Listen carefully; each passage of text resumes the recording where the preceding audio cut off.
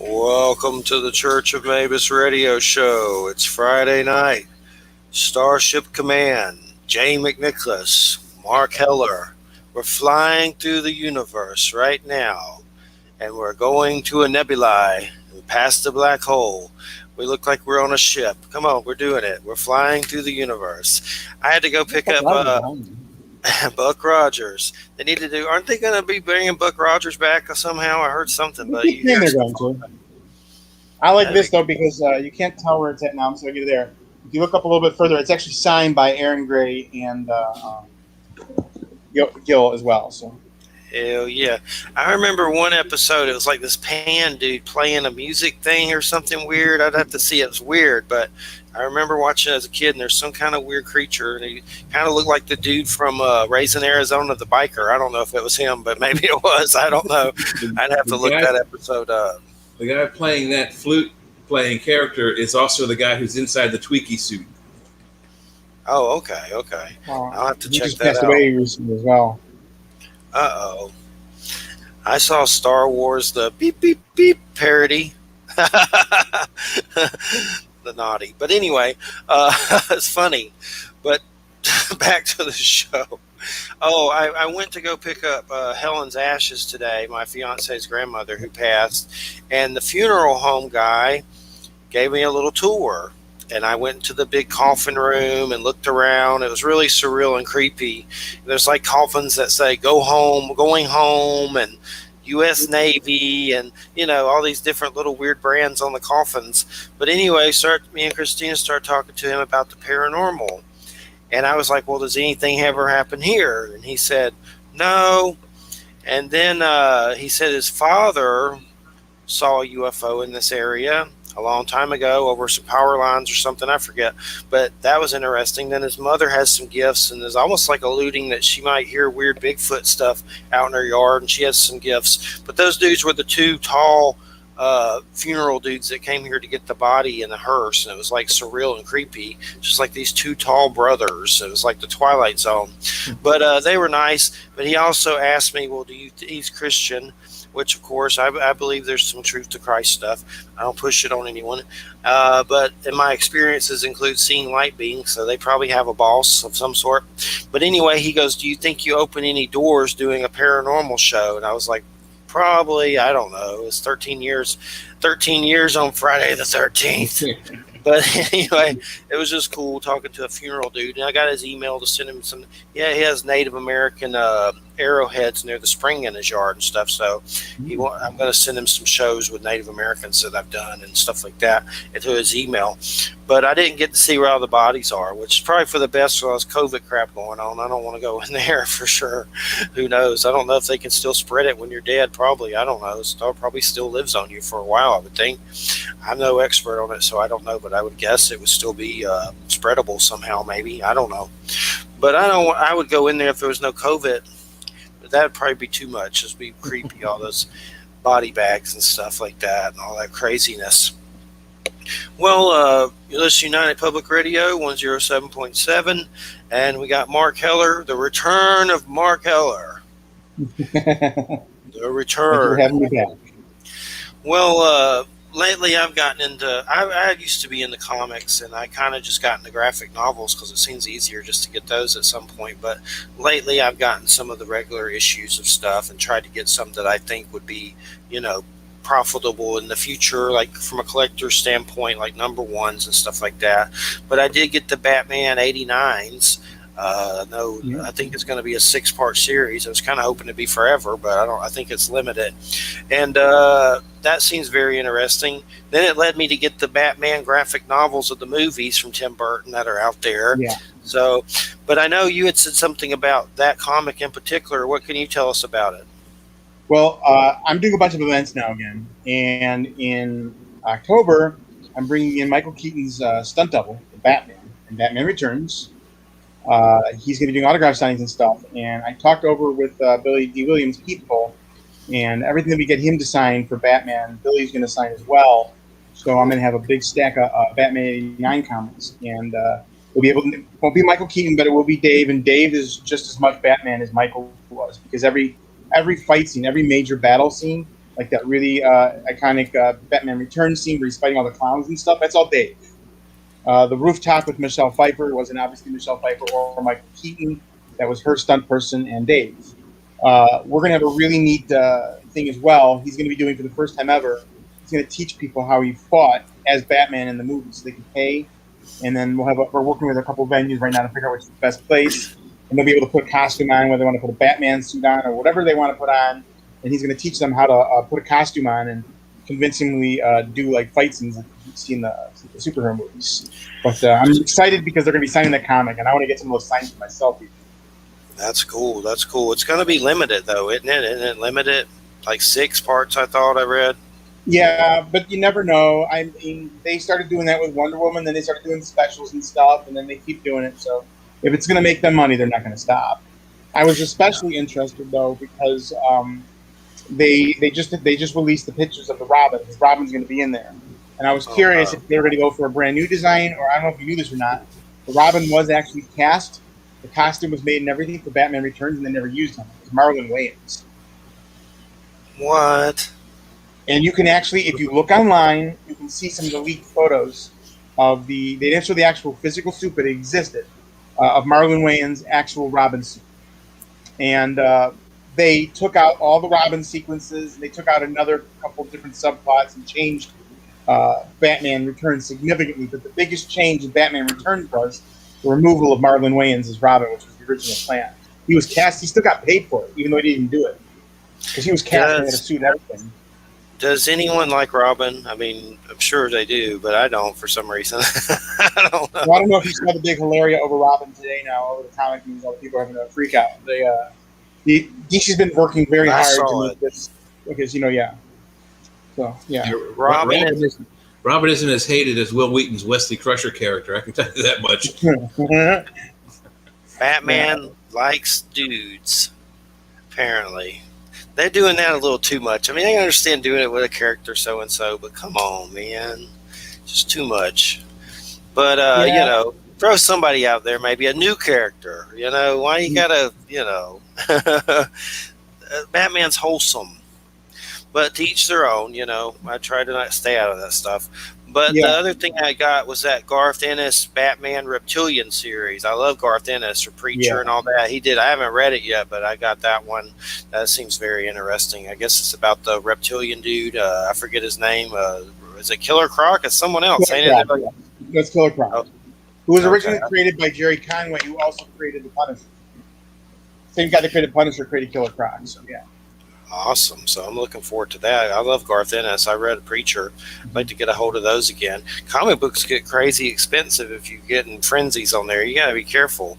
And then they got all this variant stuff. Like I even fell for that a few times. I need to not fall for that.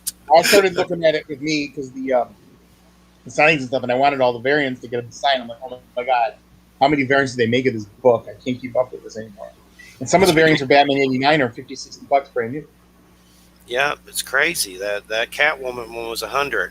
I got the one that's of Michael Keaton, and I got a few of them, but not that one. That's too much. But there was only like 2 of them for sale on there. So, do those usually increase in price? Really? Like are those? It's a bubble market. Right now they're increasing because people get what they call encapsulated in CGC, and they get them signed and stuff. And right now the bubble market exists. I don't see it existing long term. What I see existing long term is stuff that's attached to the Marvel movies, and is stuff that is attached to other forms of media that are more relevant. For example, yes, maybe right now, a limited print book that might be popular because of a variant cover may be good now, but what will be good in the future is, well, the Guardians of the Galaxy will always be relevant. You get a book like the first appearance of Star-Lord, or the first appearance of Sword, which was heavily featured in the Vision and Scarlet Witch WandaVision show. Stuff like that, I think, over time will hold more value. This happened once before in the 90s, and then the whole bubble popped. I don't see why it won't happen again, because it's a sustainability issue, and they're making so much, and every single one of them is just so much money right now. And I've got on that James Tynion kick a little bit. I know he just left Batman, Yeah. and I never read any of those. But there was Nice House by the Lake. I came across those, and then Department of Truth. I started getting all those, which seems, I haven't read it yet, but it seems like it's right up my alley. There's like a one issue where a dude's hunting Bigfoot, and the Bigfoot's on the cover. I was like, okay, I'm in. You know, it's like something, I'm not sure even what's going on in that comic. It looks really weird, but definitely looks I like wrote it'll be fun. a. But I've noticed. Go There's ahead. a lag. I missed you. Go ahead. I'm sorry. Oh, go I'm ahead. sorry. I actually wrote a paranormal comic in the 90s. Partly wrote it. We're going to be bringing it back out again shortly. I'm publishing comics now too. So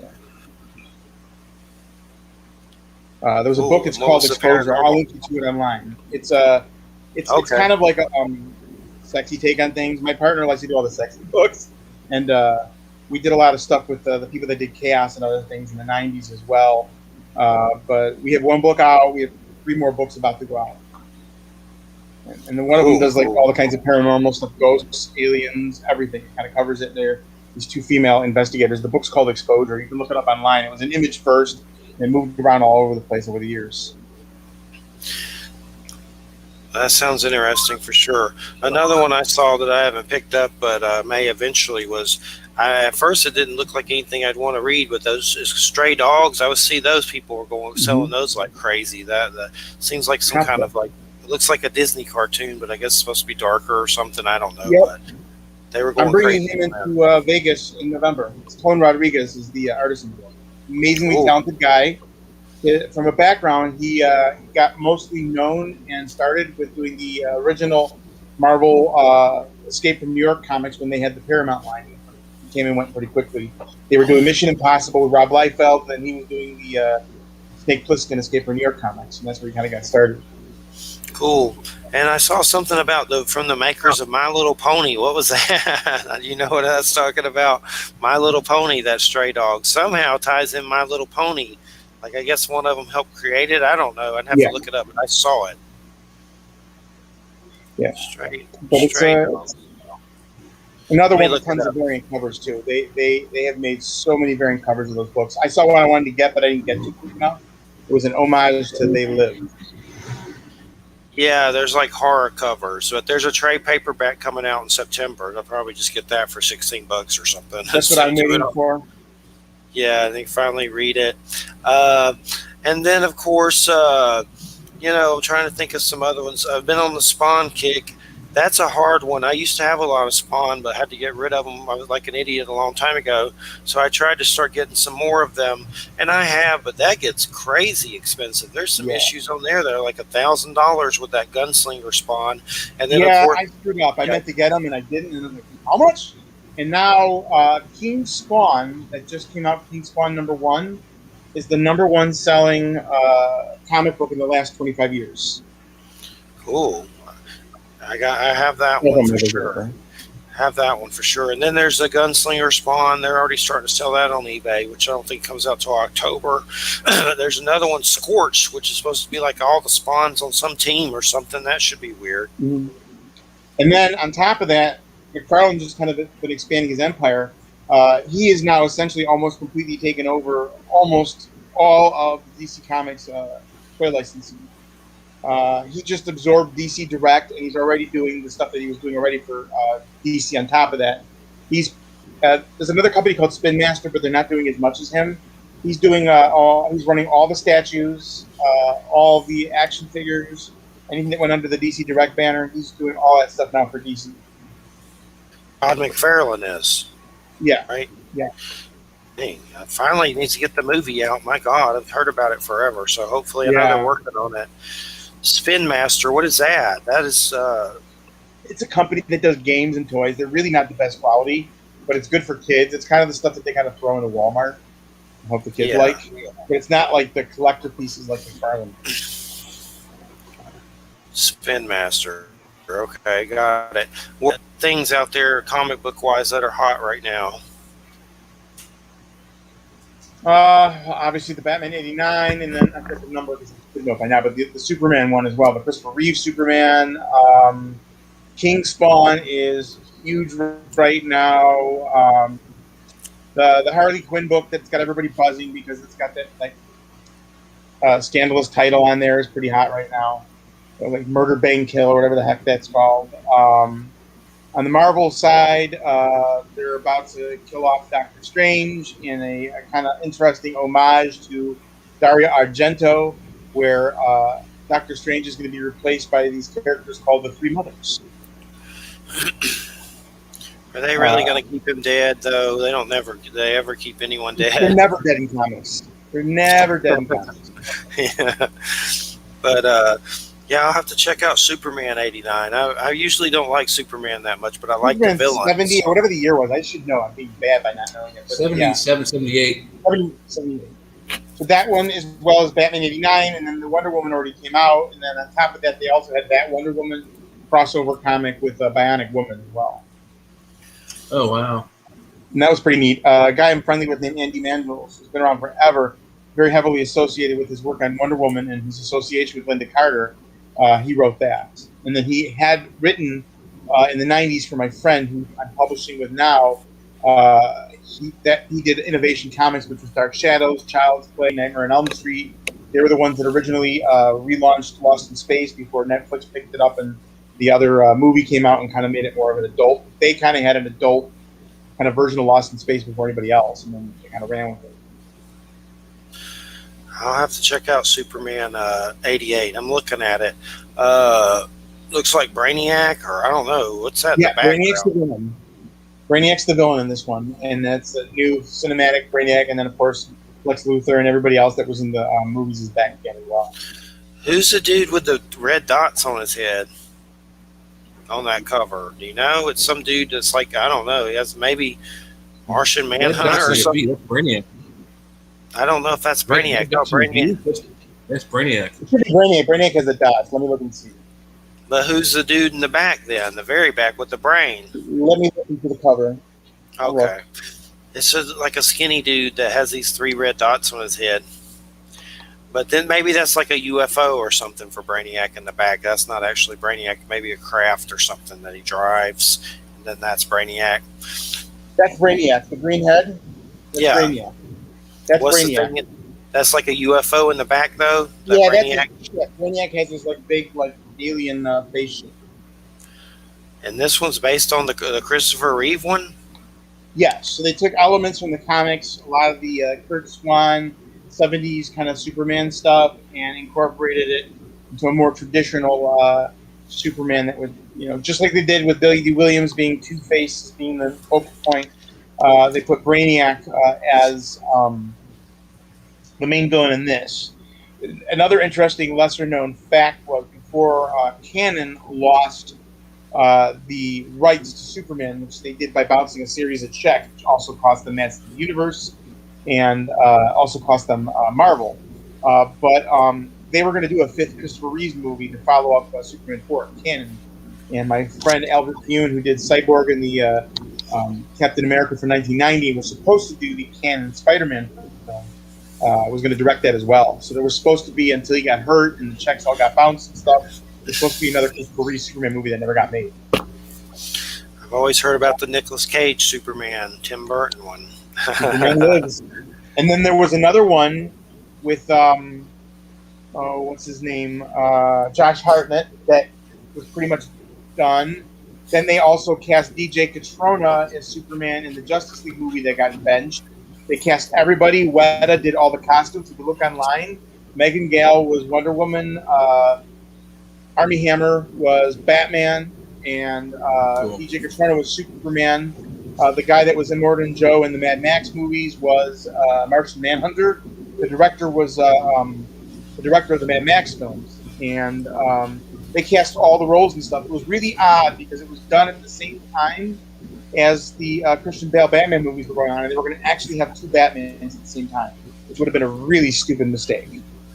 Yeah, George Miller, is that who does those? Yeah, it was George Miller, and it was called Justice League Immortal. Yeah. Justice League what? Immortal. Okay. I know he did Witches of Eastwick, too. I'm familiar with him. But he seems like he takes forever to make a movie. Like that Mad Max. Now going to do the next Mad Max movie, but it's going to be a prequel, and it's going to be focused on Furiosa and not Mad Max. That's what they're doing. 5 years. So what was up with the? I don't. Did you see the new Masters of the Universe? Yeah. It's kind of funny because there's this crazy backlash, and some of it, my personal take is there's just people that just ready to just jump because it's like, oh, you did this with my stuff. But if you ever really followed Kevin Smith, it's not a betrayal to kind of what he does. It's still, I think personally, very true to kind of Kevin Smith's style. People's concern over it was that they had a significant focus on Tila. People were complaining that it was the Tila show, that it was too much feminism and so on and so forth. But the majority of people actually enjoyed it tremendously, and it was as and typically this day and age that there's a kind of the minority of people that are like, oh, it's social justice and this and that. Did you see it? I enjoyed it, and I was like, "Why are people so upset?" I didn't get it. I didn't understand. That was fun. Hamill was great. I liked him as Skeletor. I enjoyed it. There's going to be a second season. Who's to say there's not going to be, more He-Man in the second season or the next episodes? There's more, right. But they're saying it didn't do that good either. I thought it said it went off the top 10 early or something. So who knows with Netflix? They might ace it. Hopefully not, but you never know with any of these places lately. They'll ace something in a minute. Yeah, it was bizarre how bad the backlash was and what it was for. But it's getting like that a lot, and I understand. There's a lot of stuff going on right now. Like they made the Supergirl in the DC films is maybe Mexican. I don't know if you saw her. No. So they're doing a lot of that, and I don't mind. It doesn't affect me, but there's a lot of people that are going nuts over all the stuff that they're doing. They're going to be allegedly they're going to be replacing Henry Cavill with an African American actor who's going to play an African American version of Clark Kent now as well. So they're doing a lot of that, and it's just sorry about my visitor there. It's fine. They're There's an African American Batman comic too, right? There's one. Right, and then Batman. Slowly intimating they'll probably shift that. I wouldn't be surprised if they go towards the comics thing, and then Lucius Fox or his son will be the new Batman to replace Ben Affleck. Which, to be honest, if they did that instead of recasting, I wouldn't be 100% against it, just because I kind of getting sick and tired of the whole recasting thing. Yeah, from a personal standpoint. But obviously they're putting Keaton in the mix too, so we'll see what happens. Yeah, I don't have a problem when they do that. I mean, it could be a parallel world, whatever. That's what they're doing. It's like, what's his name? Pattinson's going to be Earth 2 Batman, and so on and so forth. So I'm looking forward to that Pattinson Batman. That's got some interesting villain situations. Colin Farrell as a Penguin, and I don't know. I know there's some other stuff. They haven't leaked a lot, but a little bit. I don't know who else is really in it. But we know that it's not the Edward Nygma Riddler, which is interesting. Because this is the first time the non-Edward Nygma Riddler is going to be on screen. It's his name's something Nash. I forget his full name, but it's not Edward Nygma, which is what Jim Carrey played, and which is what the other Gorshin played. They both played Edward Nygma. This is not Edward Nygma, and he looks completely different. That's that's the Riddler in the trailer with the tape on his face. It's Paul Dano or something like that, or something. Yeah, which is a shame because he's such a neat actor to have his face covered up. But I think it'll be interesting. I know a lot of people again are also being weird about that. But when I realized that was Colin Farrell as the Penguin, I nearly died. I couldn't even tell it was him. Yeah, it looked weird. I mean, it looks good, but it didn't look like Colin Farrell. I saw Paul Dano in this weird series on Showtime called Escape from Dannemora or something about this. Yeah. Patricia Arquette bangs a prison dude and all this crazy stuff. It's a true story, but he was good in it. He's I think he was the prison dude that she banged in it. But it's worth a watch. I had Benicio del Toro, Escape at Dannemora. That's really good. He was in There Will Be Blood, which I love that movie. Yeah, you're talking about what was he in? There Will Be Blood. That was the one with. Okay. I love that movie so much. Yeah, that is a good one. I wouldn't mind seeing that one again.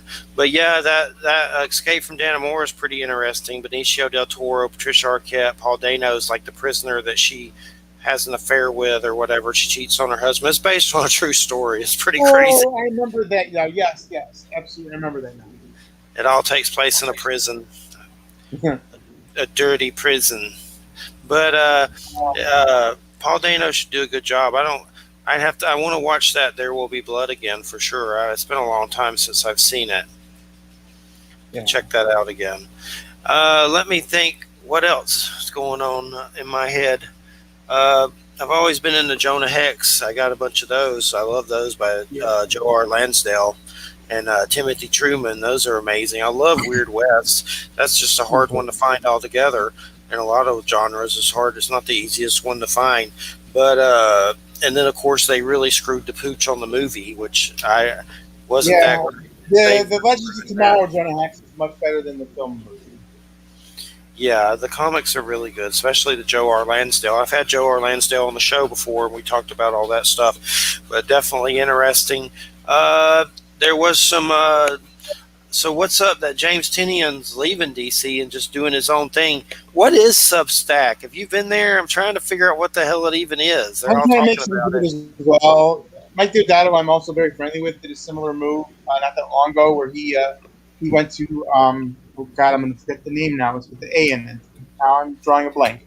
But a lot of the creators it's just there's a bunch of different problems. The biggest one of all though is that Marvel and DC are making these massive movies. They're not paying the people who are creating the stuff that's going into these films. Mike Deodato created Iron Patriot. Mike Deodato created Ironheart, who's going to be the new Iron Man, and did not get compensation for that. It turned out in a recent article that they're only paying the writers about $5,000 billion-dollar movies with the characters they created.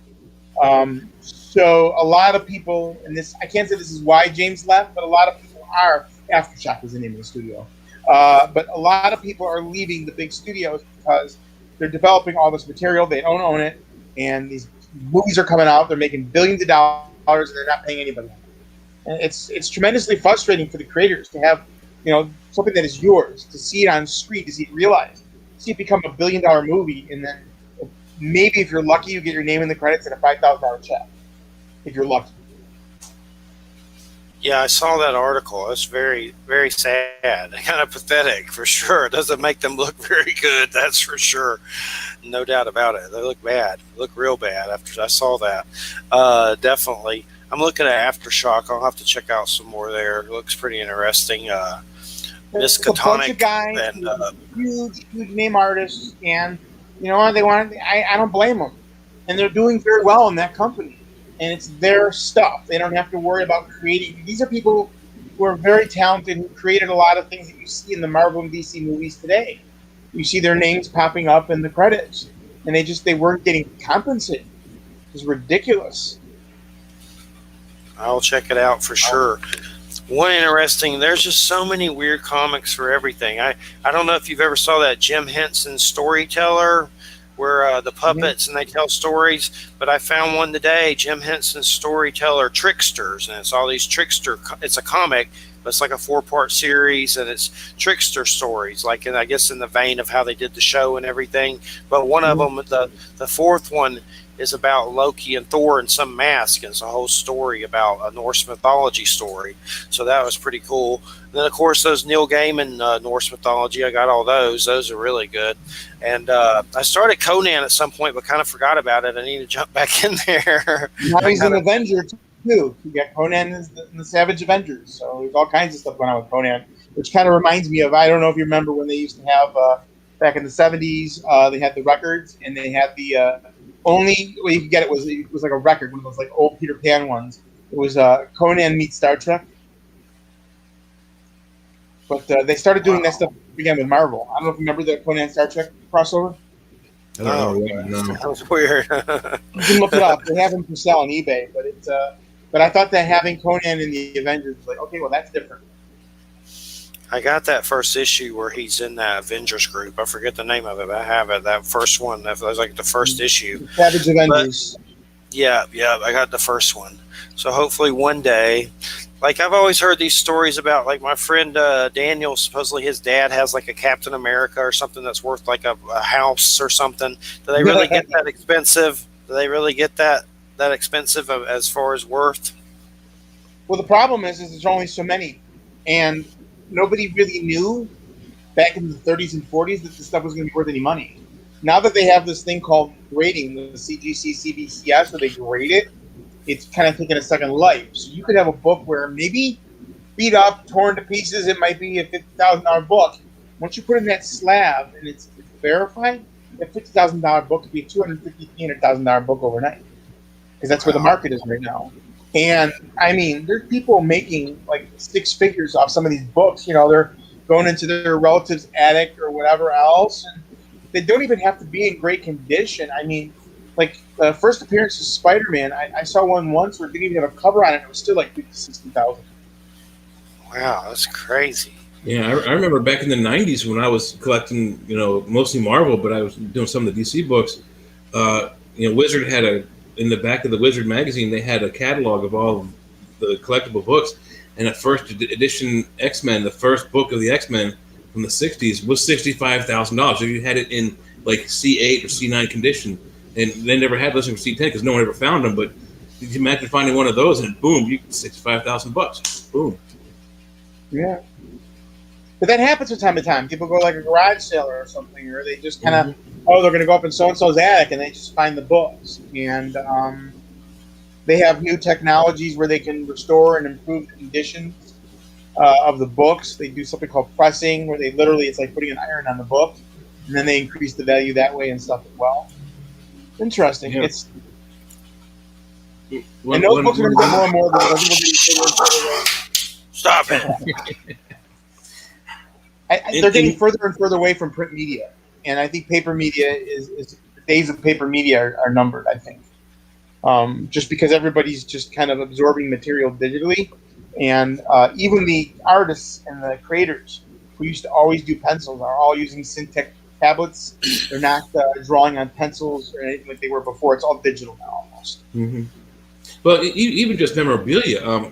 One of my Star Trek groups on Facebook, a guy was looking for the George Dickel Star Trek bottle that they used on the TV show, and he said, you know, they're like 60, 70, $100 on eBay. And I said, just go to an antique store, you might find one for nice and cheap. If you find two, buy both of them. And a couple of days later, he got on there and said, I went to an antique store and I found one for $18, which was probably what it was originally for the fifth of whiskey that it was back in the 80s or 60s when they first came out. And he's I didn't have the cork, but so what? He got the bottle he wanted, so. Yeah. What is it worth now? They're selling for like anywhere between $65 and $150 on eBay, and it was a commemorative, weirdly shaped whiskey bottle made by George Dickel back in the 60s, and it has like a little leather harness on it so you can pour it with it, and it had an attached like cork, so you could reuse it. Once you poured the whiskey out, you could pour wine in it or whatever you like. But they used it on Star Trek, and it became iconic, and they've been on eBay since whenever eBay came out for $65 to $150, depending on the seller. Did you buy one? I did not. I would actually look. I've been looking at antique stores. If I find one and it's $20, that $20 is spent. I don't even care if it has a leather harness. I don't care if the cork is missing. It's bought. There's another comic I checked out that was getting kind of hot. That Geiger, or is it Giger? Yeah, I haven't read that, but I heard all about H.R. Giger, like Giger, Geiger, not Geiger counter, Giger. But is that the comics about some dude that gets radiated or something, and like Mad Max kind of stuff or something? It looks interesting. I got a few of them. We'll check it out. But there's another one that I haven't seen yet that everybody's raging about called "Something Is Killing the Children." Yes, that one is. I've looked through those and I want to read them, but there's no way the prices those are going at are crazy, like That's insane. why I don't have it. I'm like, I'm interested to check it out, but not at those prices. There is a hardcover book of it coming out in October, like a big one. So I'll check that out. But other than picking up issues for that crazy stuff, it ain't gonna happen. That's nuts on there. But that's that James Tynion dude or whatever. He seems to hit gold with a lot of stuff for sure. Everybody loves what he does. If you want to get something affordable that's coming out in the near future, I love Dan Brereton. I don't know if you're familiar with the Nocturnals and everything he does. They have a Nocturnals hardcover omnibus. It's going to be $30. It's going to be worth every penny of it. and I love everything that he does. Are you familiar with his work, Dan? No, I'm not, but I'll check it out. Everything he does is gorgeous. He did a Batman series called Thrill Killer that was gorgeous too. But Nocturnals is his kind of like horror comic book, and it's gorgeous. It's just really super well done. And it was like when I saw that it was going to be on Amazon for $30, I'm like, deal. It's worth every penny. I'll check it out for sure. I've never. I mean, it sounds familiar, but I've never read it or anything. I may have seen it at some point. I'm checking out some of the covers. Yeah, that looks pretty neat. It looks Halloweeny. Everything looks like a lot of pumpkins. Oh yeah. And if you go to Amazon, they have the hardcover. They're doing free sales of it right now, and it's again for $30. It is worth every penny. I'll check it out for sure. I'm down. Yeah, there's like a scarecrow looking dude. I don't know what he is. He looks weird. There's a lot of weird dudes. But yeah, I'll check it out. It looks good. Looks interesting. So make a note of that one for sure, so I don't forget. It's just Nocturnals. Yeah, I was just looking through the covers. But yeah, that looks really good. I'll have to check out some more of his work for sure. And then let's see. Trying to think. Oh, there's that Keanu Reeves one. Berserker, is it? Mm-hmm. That's also going for crazy money when you start getting involved in the variants and stuff. They had a variant that Keanu signed. It was at retail. It was $3,000 to start. I don't even know what is that now. Brand new comic, $3,000 with the signature. So I saw some of the newer Morbius, like I think from 2000 something, and it looks signed. Does that make them really go up in value, or does it hurt it? Depends when it was signed. If it was signed before the grading system was in place, typically no, because it's hard to prove. And now everybody wants these specific labels on the slabs, which means that it has to be witnessed. Like I do agent work with some talent and stuff, and I'm organizing a autograph signing right now. And the gentleman's in Brazil where they're stuck because of COVID, they can't get out. So we had to do this whole rigmarole where we have the company has to have him sign paperwork, and he has to be a witness. And this has to happen, and that has to happen, or they're not going to put the label on there. If they don't put the label on it, the people don't want it. It's a whole thing. So if you can't prove the autograph and it's not in good condition, it doesn't matter. Gotcha. Because yeah, I was like, it looks. I don't know if I want it signed because it looked kind of like sloppy, and I was like, I don't think I want those. Not that Morbius anyway. Maybe another time. But I know the movie's coming out and stuff. I've always liked that character. But who knows how that movie's going to be. I didn't understand the Venom movie. It seemed kind of crappy, but it did really well. And everyone it seemed like they liked it. But I was like, I don't know how I felt. Yeah, it kind of did well in spite of itself. When I first saw it first, I wasn't entirely sure what to make of it. And I didn't think it was going to do well. And then I'm like, oh, well, this is really doing well. But they keep pushing back the new one. It just got pushed back another month again. And then Morbius and stuff. I know that's coming out next year, I think. And I've always liked that story. I know the Midnight Suns. I have all those, but I don't think I have all those Morbius issues. And then there was a newer one that came out. There are some interesting hardcover omnibuses of old Morbius stuff from like all the old times I was looking at. Seems pretty interesting for sure. I'm trying to think of some other ones. I know there's other ones. That Department of Truth. Have you read that ever? That's another one that's on my list that I haven't. I know all about it. That's another one I'm bad about. It looks pretty interesting for sure. It's like paranormal and some kind of secret organization. It looks really weird for sure. I know I saw the 10th issue, and it was about a dude going to hunt Bigfoot, and there's like a big Bigfoot on the cover screaming. So that definitely down for Bigfoot. I came across a Steve Niles Rob Zombie Bigfoot comic that's kind of that's a fun book. I know what you're talking about.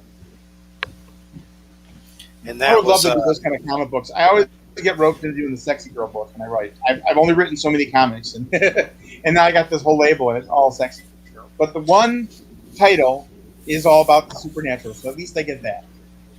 Definitely. I've seen some of those covers, and like Red Sonja, and there's like a Betty Page comic, there's an Elvira comic, and they definitely sexualize that stuff up. It's almost like looking at porn almost on some level. But definitely there's some Betty Page versus some Banshee something, and there's all kinds of crazy stuff. Seems like there's a comic book for everything. For sure. And I like Hellboy, but I haven't really bought any of those. But I used to read them a long time ago. But actually, speaking about Sonya, what's neat is they had a book where they took Red Sonja and they put her in the future with all of the. So Dynamite Entertainment took all of the public domain superheroes from the 40s and actually made them their own. And I don't believe they're in public domain anymore. I think they actually own them now, like the Black Terror and the original Daredevil, not the Marvel Comics Daredevil, but the original. And there's a book out called Red Sonja's Superpowers, and it's Red Sonja and all of these pulp superheroes together. It's pretty neat. I got that. I haven't read it yet, but I just bought it. That sounds interesting. What's it called? Red Sonja what? Red Sonja powers or superpowers? Superpowers. I'll check it out for sure. So I mean, the graphic novels gaining money. They don't really get.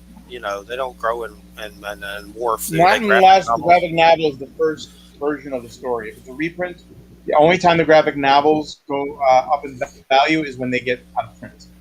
Like if you try to get, like right now, if you look up like Punisher graphic novels, for some reason a bunch of them are out of print, worth a fortune. Once they go out of print, that's a whole different story. Otherwise, no, they don't hold their value. But that's not the purpose of the graphic novels. The purpose of the graphic novels are that we don't have to go out and spend thousands of dollars on because this one's got this cover and that one.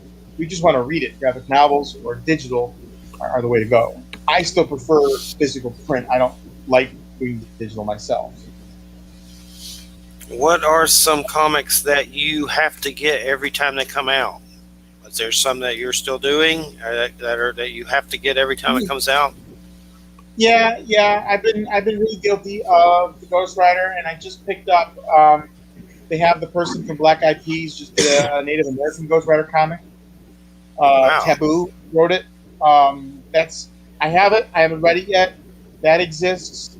There's another Ghost Rider that's like an ancient Ghost Rider that with Conan, and he's a flaming spider and stuff. So there's some neat stuff out there.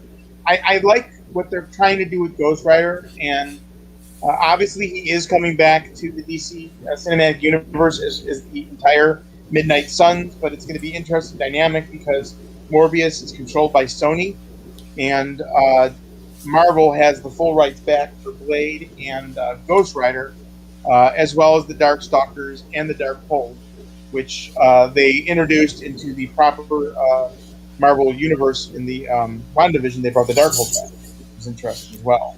I like that Ghost Rider Native American. I'll have to check that out. I love Native American It's stuff. it's written by Taboo.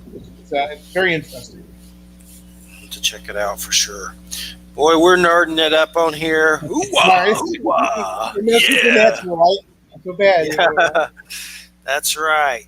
Well, Jay, you got anything you want to get into or ask about? Yeah, I got a couple. So you talked earlier about how they're, gender swapping and race swapping some of the superheroes. And I didn't read this article. I probably should have, but I just saw this just a quick blurb the other day that they've announced that Robin is now officially bisexual. Mm-hmm. I don't know if you guys have heard that or read that. He mentioned it earlier slightly. Yeah. Yeah, and it's like I don't know why they have. It's a comic book. It's for kids. A 5-year-old kid who's collecting Batman comics doesn't need to know that kind of adult stuff. I'm sorry. When I was a kid and we were collecting comics, they didn't have those kind of. If they had those kind of issues in them, they were so hidden that I was too young to figure it out. But they've done that, and they've also. I heard one of the guys at work told me that I told him about they changed Thor from Thor to Thora, and she's been female for a while. And eventually, he's coming back. So I don't know what's going on with that. Maybe you can tell me. But they took Thor out of the picture and made him female, and made him Thora, and allegedly he's coming back. So this year, maybe he already has. They're getting rid of the female Thor character and bringing Thor back as a male. Have you heard anything about that? Jane Foster was Thor, and she's going to be Thor in the movies, which is going to be played by Natalie Portman. So when you see the new Thor movie, it's going to be Natalie Portman's going to be Thor at first, not Thor. Okay. And then, yeah. The storyline, though, was that she was dying of cancer, and that when she became Thor, she was no longer susceptible to cancer, and only every time that she reverted back to Jane Foster did she start dying again. So they're going to do it like the TV show with the Dr. Blake thing, where he said the phrase on the hammer don't know if you saw that couple episodes. Yeah. Oh of, yeah. Oh yeah. The Hulk, That's the what Incredible Hulk. what they're going to be doing. That's what it seems like it's going to be. Yeah. I didn't Well, read that cool. particular version of Thor, but we'll see. Yeah, the original run of the Incredible Hulk was one of my favorite TV shows of all time. But I think they ruined the character in the movies. They just absolutely destroyed it. But earlier you were speaking about the guy who played Immortan Joe. Interesting fact about him: the actor is named Hugh Keys Byrne.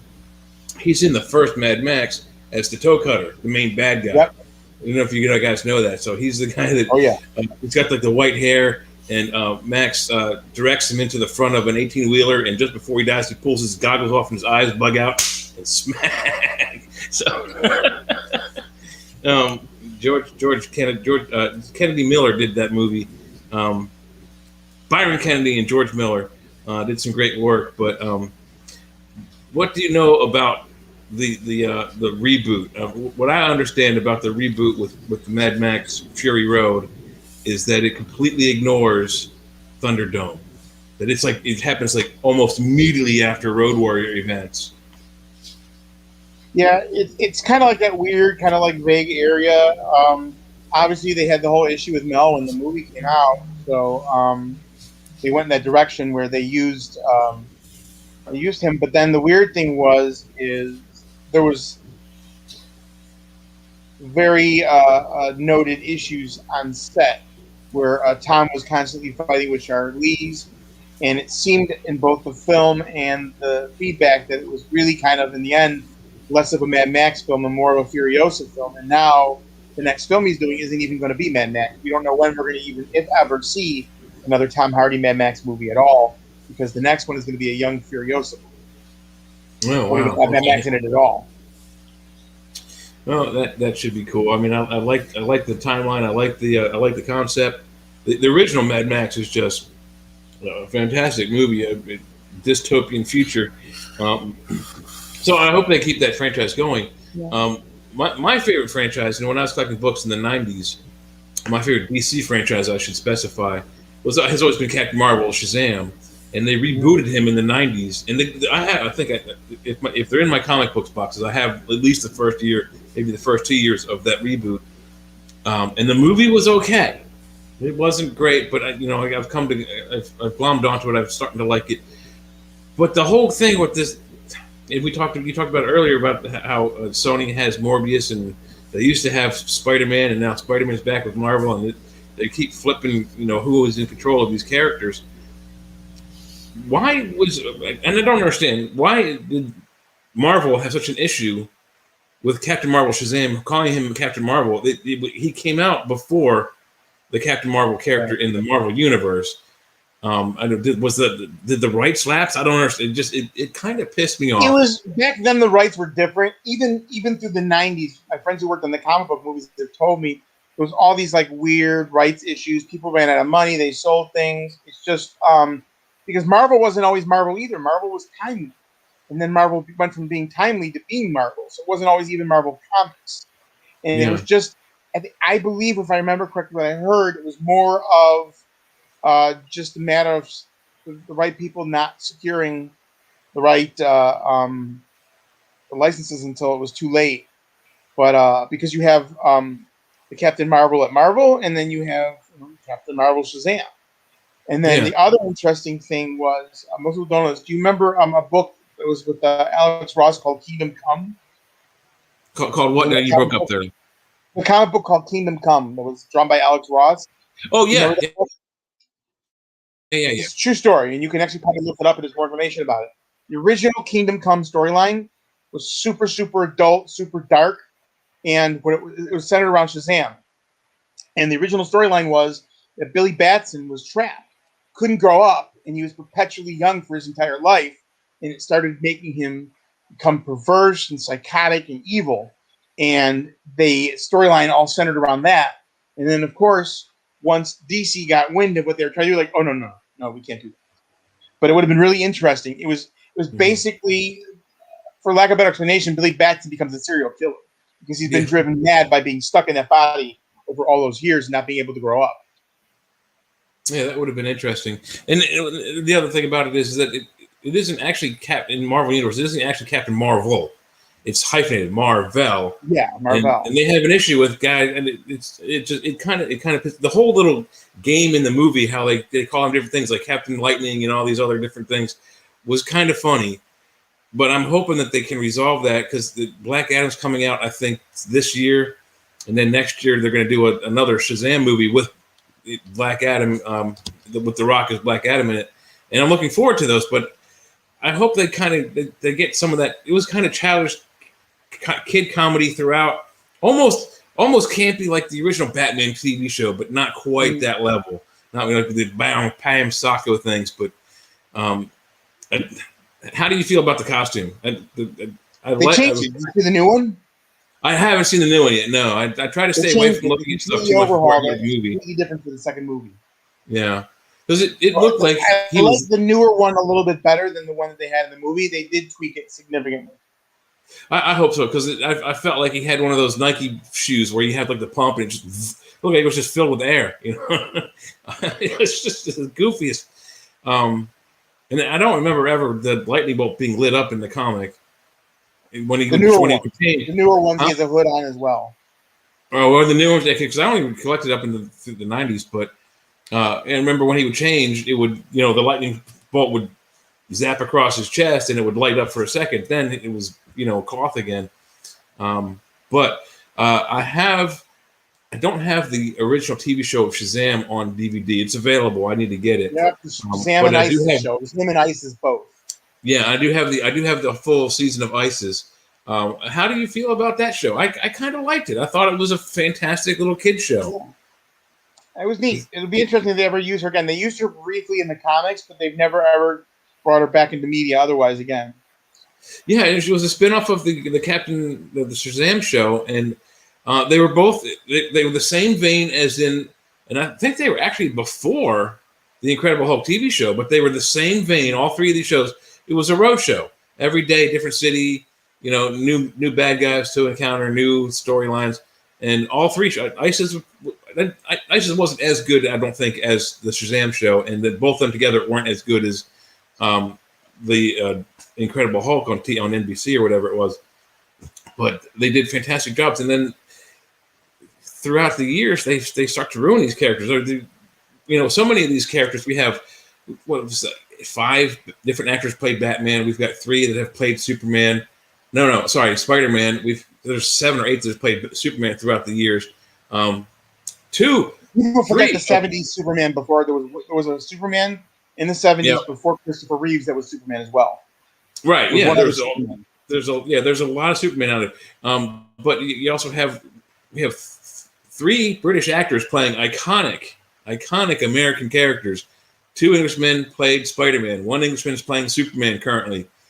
We don't have an American playing an English icon like Doctor Who, which would be great, would be fantastic. But do you think that almost they can happened with James Bond? Came very close to happening with James Bond multiple times. Yeah, we were talking about that at work, that they don't have an American actor playing James Bond. There's no American James Bond. Well, there is. His name is Felix Leiter, but he's changed characters and actors throughout the years too. But the question I have for you is, do you think they can fix some of those messed up characters? Can they fix the Hulk? The movie Hulks, I think, Ed Norton was the best one, but I think they destroyed it. The problem is Marvel doesn't own the Hulk anymore. Universal owns him, and they can't make another Hulk movie. So the Hulk is stuck as a supporting character in other people's movies.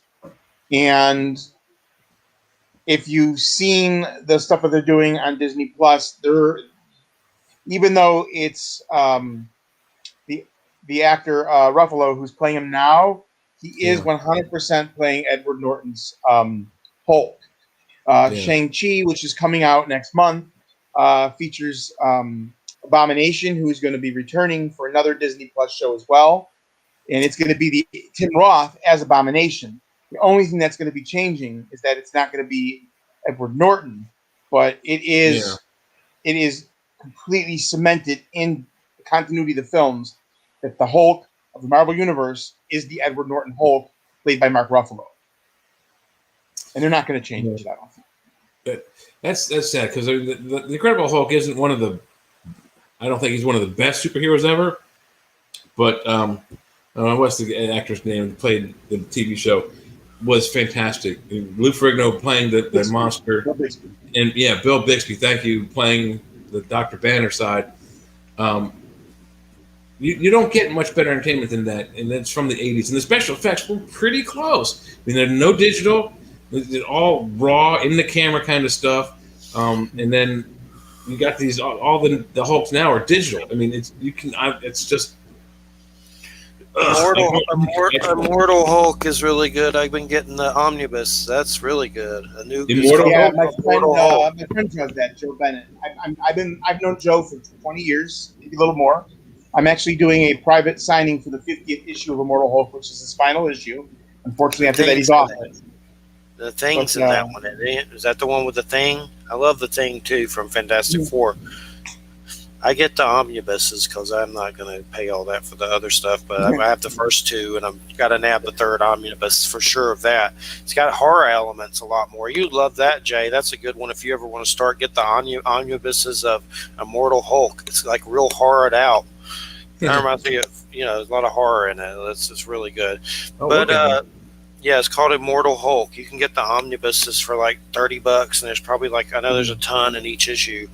I need to get the third one. I'm working on it. I'll get it eventually. There's also director's cuts of the first two issues that you can purchase that are kind of like tweaked versions of the first issues. It's kind of nice. Cool. I like when you get on eBay and you find all the issues complete, but usually that price can be pretty scary on a lot of stuff when they're all there, Like, what did I get? That DC Bag of Heads by Joe Hill or something like that. I got that one. It was all issues. It was only like $35 for 7 of them. It's complete. I like it when it says complete. Another one, I was hunting Resident Alien. I was hunting all those down, and I can't even find a few of those still. The New York one where he's in New York, those are hard to find for some reason. My new project for that has been Shogun Warriors, which I love that line back in the day with the toys. Oh, love Shogun Warriors. Yeah. I'm close to completing the entire run of Shogun Warriors at Marc. Close to it. Not been. Do you have any figures? Do you have any that Hasbro figures? Raideen, Mazinga? I have the Super 7 ones. I don't no longer have the original one. When I was a kid, I had the Godzilla. I would love to have the Godzilla. I had the big Raideen. My brother had the big Mazinga. And oddly enough, we found them in Canada. They hadn't, I guess they hadn't hit the stores in America yet, but we were on vacation in Niagara. And my dad gave each of us a $20 bill. And this is, 78, 79 or something like that. And we rode our bike from we were borrowing my grandfather's RV. And we drove into, I think it was Toronto. We're just having to walk into this, like a everything store, department store. And there are these two giant 14-foot or 14-inch monsters. We're like, $14? Boom! And, my brother actually had them at his house, and I should have grabbed my Raideen back when I first found it. He had let his kids play with them when they were growing up, and I think he's probably since thrown them out. But I didn't have all the rockets for Raideen, but most of them, and then the little Delta wings that flew out of it. That was one of the coolest toys. You don't find toys like that anymore. They don't make cool ass toys like that. They make noises and other things, but. Yeah, it's sad. The best thing that actually was made in, I guess, up to the 90s were the Playmate Star Trek role-play toys, the phasers and communicators and things like that, and I've got a few of those. But those have actually gone up in price, to be honest. Todd McFarlane does good toys. I have a few of those. Vlad the Impaler and Elizabeth Bathory, that horror set. Oh, that line was great. I love this Clive Barker line. What was that? The Immortal Soul or Soul? That was the beautiful line of figures too. All the Xenobite characters. I got the Legend one, from the Ridley Scott movie, the big Tim Curry Devil Dude. That one's pretty neat. He's got some crazy ones. You start looking through those, you'll get in trouble too, for sure. No doubt about it. But that Vlad the Impaler is really cool. I don't really like the way he's standing though, but I mean, it still looks good. It's just a weird. Like, I guess he's got a stake in his hand or something like that. I collect weird little Vlad the Impaler dolls. There's one from Sideshow that's really good. What was another one not too long ago? I got the V, the one where the show V, the guy, there's a doll where you take I love that. I wish they would make those again. But yeah, I remember those. Those were great. I love V. It looks like Ken, but you take his head off and there's a lizard underneath and the tongue moves. As I recall, the original V toys, they had some of the visitor monster guys. They had the reptilian face underneath, and a one-time pull-off. You pull the face off one time, and there was a reptilian underneath, but you could never put the human face back on. So I never got one of those, but I thought to myself, yeah, that's a neat idea, but once you rip it, it's done. I have the big one. It's like a Ken doll or something. It's a bigger one. But I love that show V. Funko Pop just put out 4 Vs. Yeah. They look pretty cool, actually. The Marc character and the other ones, yeah. I would love to have. I've always loved Robert Englund. I would love them to make a new Eddie figure. Awesome. Yeah, that would be cool. I got into those Funko Pops, so I had to calm down. Those things you got to. There's so many things that you grab a hold of. Yeah, it's like variants. You're gone. Oh, you do have variants though. They're Funko variants. Oh, you got the bloody one, or you got this one. That's true. Or that's this true. one that you can only get at this store. That's crazy too. I hate when they do that because I had to get the shining ones that are really hard to find. There's some shining ones. There was one not too long ago. I got this shining board game that came out. I haven't played it yet, but it looks pretty interesting. So we need to check it out. Me and Christina, and it looks creepy. It's based on The Shining. Actually, you want to see something really cool? Okay, there's 2 Thing board games. One Thing board game is based off the John Carpenter movie. I'm actually remodeling my nerd room, and I have this stuff right next to me. This is the board game that is based off of the actual novel, not the movie. So it is called. I gotta work this camera here. Okay, this way, Mark. Okay, there we go. Who Goes There? Huh? Which is the this is the novel. So and it is not based off of the movie because of that. And it's got like really neat like pieces where you and then actual miniatures. Where am I hiding my miniatures? But it's a really neat kind of intricate. There we go. So then there are all the different miniature pieces where you have the different characters from the movies. There we go. I know there's a book. The thing was based off an old book, and I got it from Kickstarter, but I forget the name of it and who wrote it. But it's like, what's the old book that thing's based off of? There's a book, like an old book, and they did it on Kickstarter. It's the name of it. It's the name of the game that I just have in front of me that I just forgot already. It's Who Goes There? And that's the book that the thing is based off of. So what happened was Mondo got the rights to do the licensed Thing movie game, and then these guys got the rights to the novel. And so their game is Who Goes There, and then the Mondo one is The Thing. Which is interesting. There's some book though that I got it. Let me see if I can find it. Book Thing was based on, and I thought it was this. I thought it was Who Goes There. Well, Who Goes There is the game, but I thought the title. I may be wrong. No, this is based off the book, and I thought the book was called Who Goes There. It's called It's called Frozen Hell. Oh, okay. Okay, I found it. But the game's based off that, I guess. Frozen Hell, right? Yeah. But there's a book called Who Goes There on Amazon by someone else called The Thing. I'm confused. Yeah, because that's what I thought. Who Goes There? I thought that was The Thing. But again, I could be wrong. I'm not always right. Well, my nerd is pretty good sometimes, but but okay, we can figure it out. Okay, there's Who Goes There, the novella that formed the basis of The Thing, and I just found that on Amazon. But then there's this other book. I'm confused. That's called Frozen Hell. What is it? And that they say it's based off a thing. And I remember getting the Kickstarter and everything. Based off a thing. Let me look up Frozen Hell and find the author and see which one came out first, and that'll be your origin right there. It's called Frozen Hell by the book that inspired John Campbell. Is that the same dude who did Who Goes There? Yeah, so maybe it's just the same book and different titles. I'm confused, but yeah. Frozen Hell's on Amazon too, and it's by John W. Campbell Jr. Says it's the book that inspired the thing. It's an alternate version of John Campbell's classic novella Who Goes There? Whatever that means. An alternate version? What does that mean? Weird. I gotta go look at that first. I'm like, yeah.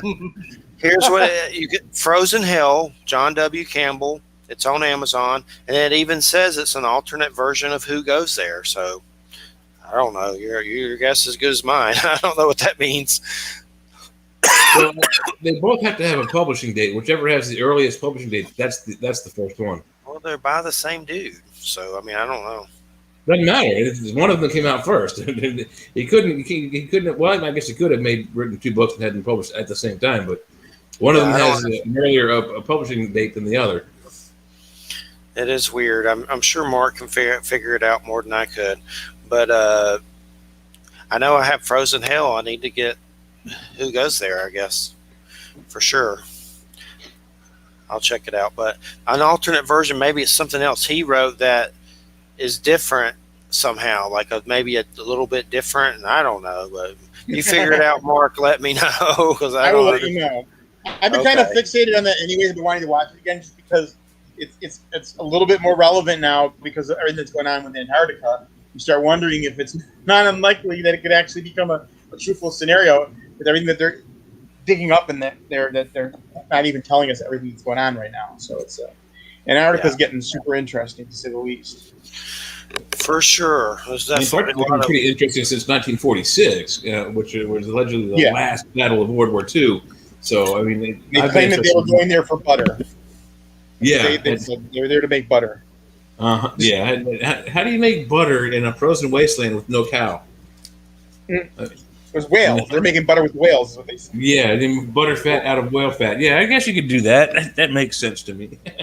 That was the official explanation of what they were doing down in Antarctica. But now all of a sudden, everything else that's going on in the world, and suddenly there's all kinds of activity back in Antarctica again. So I'm like, interesting. And then I remember somebody I know in the film business once told me that as quickly as sometimes things like that happen, you start seeing movies coming out as kind of a methodology to kind of discredit what's happening because people arbitrarily think in their minds if you see it in the movie, it's something from the movie, it can't possibly be real. And that it was an interesting conversation I had one time with a movie producer for several hours. It's really fascinating. But he was explaining to me how that all of a sudden out of nowhere they kind of get these directives sometimes to make certain kinds of movies, and then you start seeing all of them all at once. Where suddenly you've got like 3 comets are going to hit the Earth movies. They all just happen. And then while that's happening, there's something going on in the news at the same time where they're trying to convince you that there's no comet that's going to hit us. It's interesting, though. I wouldn't be surprised if we start having some Antarctic horror films again soon, if that's true what he says about Hollywood and how they pick some movies that they shoot and stuff. Well, I believe that's a pig. True.